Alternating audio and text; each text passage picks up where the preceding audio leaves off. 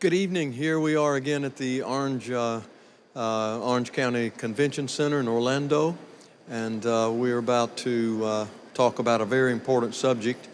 Our subject this evening is regional missions. We're calling it Regional Missions 101. We've got a couple of our regional directors. On my immediate left, Brother David Schwartz, Regional Director for Central America and Caribbean. To my far left, Brother Michael Sponsler, Regional Director for the South America region. These men have direct and personal experience with the Regional Missions Program. And so let's get into our subject. And let me first of all just give a brief, if I can, definition of regional missions. Regional missions within the United Pentecostal Church operates under the Global Council of the United Pentecostal Church. It fills a very important ministry or need to evangelizing the world, as we commonly say, the whole gospel to the whole world by the whole church. Regional missions fills a very important void in this effort of global evangelism, in that through regional missions, we're able to, one nation will appoint a missionary from their nation to go to another nation. Could be within their own region, it could be to another region of the world, much as we do from North America, appointing and supporting missionaries and sending them around the globe. Regional missions accomplishes the same thing, but more on a national level from the global field, or the foreign field, as we often say in missions.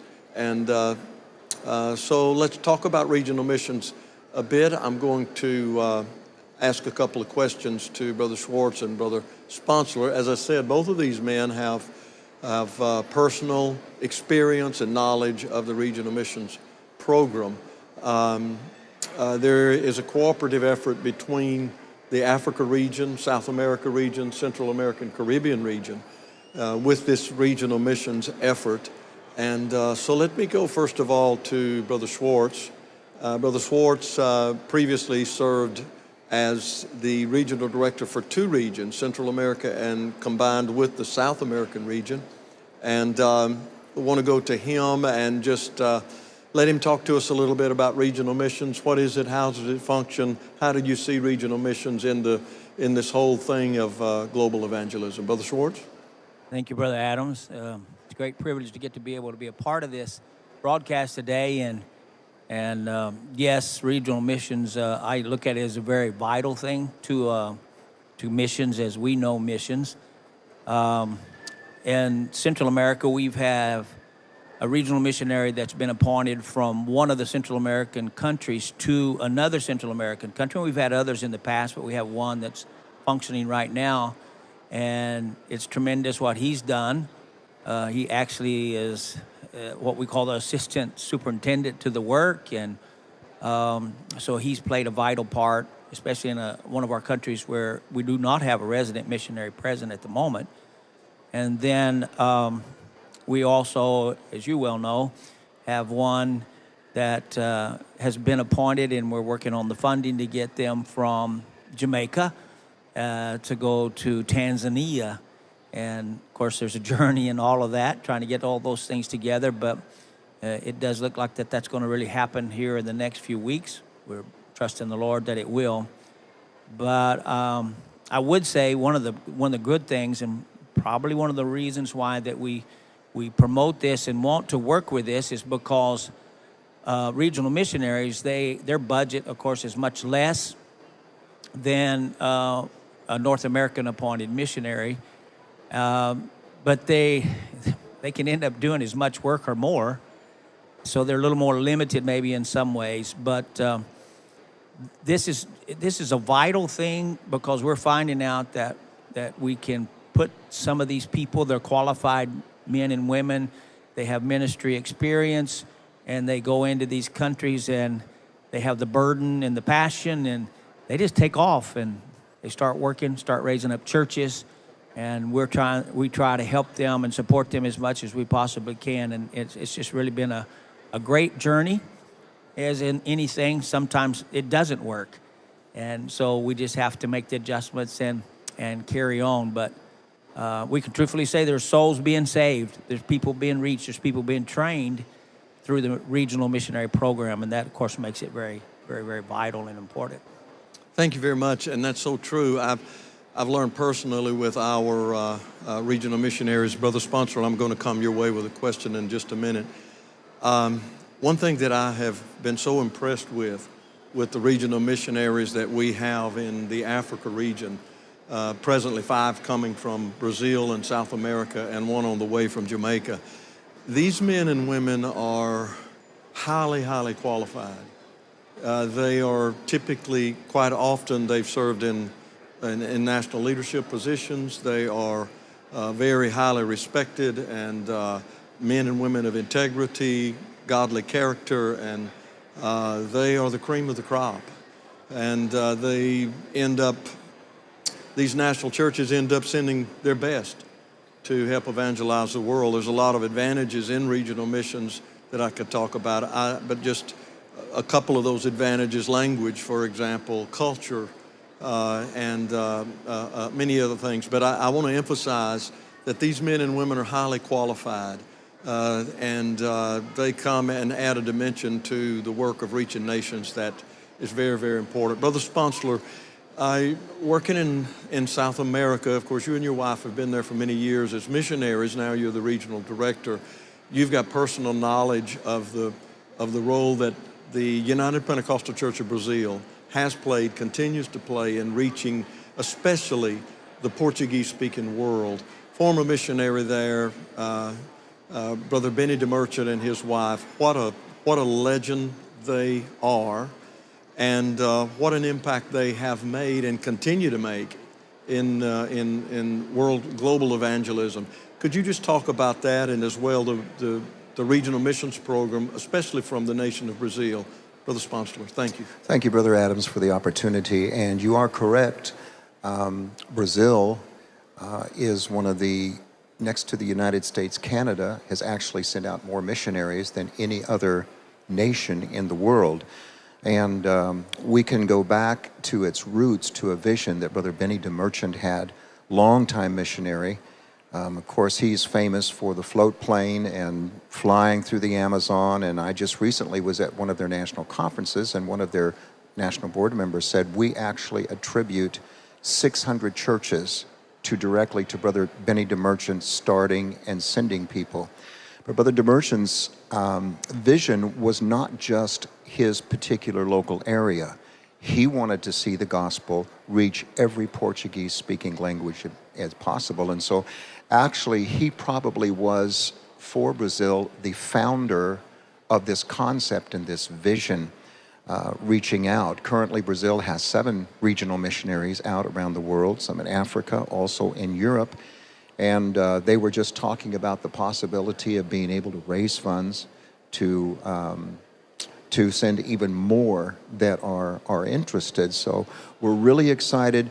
The vision of one missionary from the United States, Canada, did not stop when he went on to glory to receive his reward, but he birthed that vision into the country and into the leadership, and now they are continuing that to send, as you said, not only highly qualified men, but also highly motivated men that are excited to be able to go and to continue on in reaching the lost. And so we're thankful for the vision of Brother DeMerchant, but we're also thankful that that vision continues and has been birthed in the hearts of other men. You touched on something, Brother Sponsler, that's very important with this regional missions endeavor, and that is the funding of regional missionaries. A church like the United Pentecostal Church of Brazil, having presently 7 missionary families in foreign fields outside of Brazil. They're supported by the church in Brazil, and it's my understanding there's even an 8th family in preparation to be sent to another Portuguese-speaking nation. How does the United Pentecostal Church of Brazil, how do they do that? Where does the funding come from? How could you just address that, either one of you, because both of you have knowledge of that? It is my understanding, Brother Adams, although there are some funds from the global missions from the United States, Canada, actually, that is not as much per se as the actual church in Brazil. The church in Brazil is very missions minded, not only for their own country, but reaching out. And they simply sacrifice, they simply understand that the lost souls are lost souls if they are in Brazil, in the Amazon, or Rio, or Mozambique, or wherever it might be.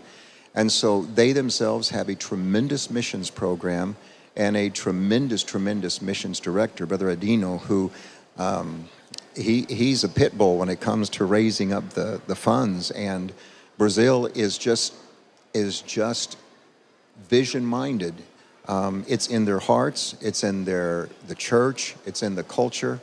And so they do a lot of their own funding raised up within their work.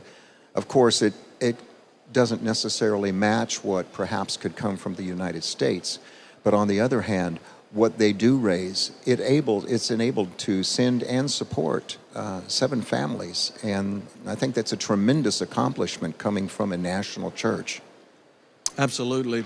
Brother Schwartz, you also have had direct involvement with the church in Brazil, and I don't mean to make this all about Brazil, but there's such an impressive factor about the UPC of Brazil. Add something to what Brother Sponsor was saying about this effort of raising funds in the national church and sending these regional missionaries out. Yes, sir. We have to understand that regional missions means that those countries, the country that they send the missionary, or the region where that missionary is or may be going, that's where all the funds come from. North America is it's a very minute part that they actually will give. And really what happens is that, say for just numbers, if a region gave $10,000 to go for regional missionary, then there's a little bit of funds that will come from global missions to help in that area. At one time, it was looked at as matching funds, but that don't happen anymore. So the burden falls upon the country that is sending, and in some cases, the country that's receiving gets involved too. Because, like, for instance, we had one that was from Nicaragua that went to St. Martin, the island in the Caribbean. And Nicaragua, really a church that has, struggled financially, war and problems continually there. They really got behind it because that was their man, and they wanted him to go. And so, the results wasn't as fast on the island as what they could see in Nicaragua. Just 2 different countries, 2 different situations. The president of the work went over there, and then all of a sudden he really got on board more. And so they supported this missionary pretty much completely. There were other countries within the CAC region that did help, but primarily it was from Nicaragua. And so that's the whole thing, is that it's them sending missionaries to other countries and receiving from other countries. As you know, the Global Council, basically you have to be a part, you're sending, you're receiving, or you're giving, and that's where regional missions gets involved. But Brazil is an outstanding, far beyond when I first went, I had the privilege of being there, working with them about 3 years. I was blown away when I saw the amount of money they give. And they raise that money there. They do get a little help from outside, but it's very little. In the Africa region, our comparable, if you please, national church to Brazil would be the United Pentecostal Church of Madagascar. The church in Madagascar, presently, they have sent 2 regional missionary families. I might say that one of those families, they were sent to the Republic of Congo and doing an amazing job there. They've been there for at least 15 years. And Brother Gistoff, this regional missionary in Republic of Congo, he was actually the director of the Bible school in Madagascar, and he felt a call to missions. And it's, as it is in North America, one of the things that helps us to promote this whole thing of missions is exposure and just raising the level of awareness of the needs. That's what happened, and Brother Gistoff and his wife end up in Republic of Congo. More recently, by the help of youth ministries of the United Pentecostal Church International, we've been able to open up the country of Mayotte. The gospel's being preached there now, and again, a Malagasy family. He was the presbyter of our largest region in Madagascar. Now he's a regional missionary. You know, when it comes to regional giving to missions, whether it's regional missions or we say in North America global missions, there are two elements that are vitally important when we're giving to the work of God, giving to missions. Sacrifice, and that's been mentioned. Sacrifice, and then of course faith. Without faith, it's impossible to please God. And those two elements, if we keep those, whether it's in Brazil, Madagascar, whether it's in Jamaica, anywhere in the world, faith and sacrifice, God honors that. And we've got just a couple of minutes left here. Let's start wrapping things up. Let me come back to you, Brother Sponsler. In a matter of 30 seconds to 30 to 45 seconds, what can we do to improve regional missions within the United Pentecostal Church International?